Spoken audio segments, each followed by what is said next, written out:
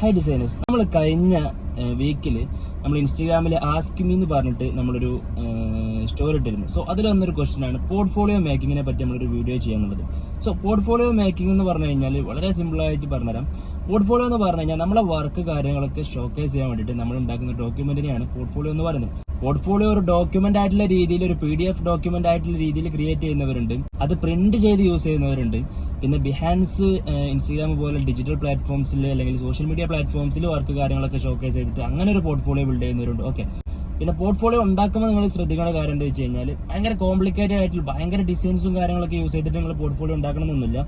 നിങ്ങളുടെ വർക്കുകൾ, നിങ്ങൾ ചെയ്തിട്ടുള്ള വർക്കുകൾ നിങ്ങൾ, കാരണം ഇപ്പോൾ ഡിസൈനിങ് ഏരിയയിൽ പല രീതിയിലുള്ള ഫീൽഡ് ഉണ്ട്. ബ്രാൻഡിങ് ഫീൽഡ് ഇഷ്ടമുള്ളവരുണ്ട്, സോഷ്യൽ മീഡിയ ഫീൽഡ് ചെയ്യുന്നവരുണ്ട്, മാനിപ്പുലേഷന് കാര്യങ്ങളൊക്കെ ചെയ്ത് ആ ഒരു ഫീൽഡിലുണ്ട്, ടൈപ്പോഗ്രാഫി ചെയ്യുന്ന വേറൊരു ഫീൽഡുണ്ട്, ഡ്രോയിങ് കാര്യങ്ങൾ, ഡിജിറ്റൽ ഡ്രോയിങ് കാര്യങ്ങളൊക്കെ ആയിക്കാണ്ട് വേറൊരു ഫീൽഡുണ്ട്. അങ്ങനെ പല ഫീൽഡുണ്ട്. ഏത് ഫീൽഡിലാണോ നിങ്ങൾക്ക് നല്ല രീതിയിലുള്ള സ്കില്ല് കാര്യങ്ങളൊക്കെ ഉള്ളത്, ഏതിലാണ് നിങ്ങൾ എക്സ്പെർട്ട് ആയിട്ടുള്ളത്, ഏതിലാണ് നിങ്ങൾ നിങ്ങളുടെ സ്കില്ല് ഷോക്കേസ് ചെയ്യാനായിട്ട് ശ്രമിക്കുന്നത്. സോ ആ ഒരു ഫീൽഡിന്, ആ ഒരു ഏരിയനെ മാക്സിമം ഇമ്പോർട്ടൻസ് കൊടുത്തിട്ട് നിങ്ങൾ പോർട്ട്ഫോളിയോ ക്രിയേറ്റ് ചെയ്യാനായിട്ട് ശ്രമിക്കുക. ഓക്കെ, ഇങ്ങനെ പോർട്ട്ഫോളിയോ ഉണ്ടാക്കുമ്പോൾ നിങ്ങൾ ഇതിൽ നിങ്ങളുടെ എല്ലാ വർക്കും, നിങ്ങൾ കരിയറിൽ ചെയ്തിട്ടുള്ള എല്ലാ വർക്കും നിങ്ങൾ ഇൻക്ലൂഡ് ചെയ്യണമെന്നൊന്നുമില്ല. നിങ്ങൾ ചെയ്തതിൽ ഏത് ഏരിയയെ ഫോക്കസ് ചെയ്തിട്ടാണ് നിങ്ങൾ പോർട്ട്ഫോളിയോ ഉണ്ടാക്കുന്നത്, നിങ്ങൾ ചെയ്ത വർക്ക് കാര്യങ്ങളൊക്കെ നിങ്ങൾക്ക് കൊടുക്കാം.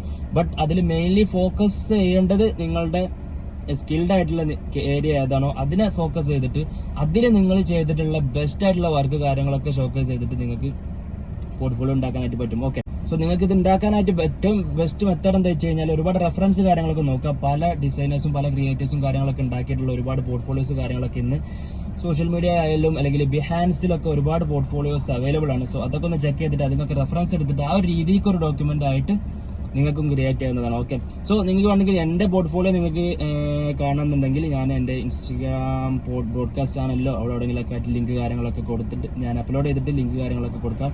ഓക്കെ, അത് നിങ്ങൾക്ക് നോക്കിക്കഴിഞ്ഞാൽ ഏകദേശം ഒരു പോർട്ട്ഫോളിയോ എങ്ങനെ ഇരിക്കണം എന്നുള്ളതിൻ്റെ ഒരു ഐഡിയ കിട്ടും. ഞാൻ സിമ്പിളായിട്ട്, വളരെ സിമ്പിളായിട്ട്, വലിയ ഡിസൈൻ, ഭയങ്കര കോംപ്ലിക്കേറ്റഡ് ആയിട്ടുള്ള ഡിസൈൻസ് കാര്യങ്ങളൊന്നും യൂസ് ചെയ്യാതെ വളരെ സിമ്പിളായിട്ട് ഉണ്ടാക്കിയിട്ടുള്ള ഒരു പോർട്ട്ഫോളിയോ ആണ്. സോ അത് നിങ്ങൾക്ക് ജസ്റ്റ് ഒന്ന് ചെക്ക് ചെയ്ത് നോക്കിയാൽ ചെറിയൊരു ഐഡിയയും കാര്യങ്ങളൊക്കെ കിട്ടും. Okay, so by.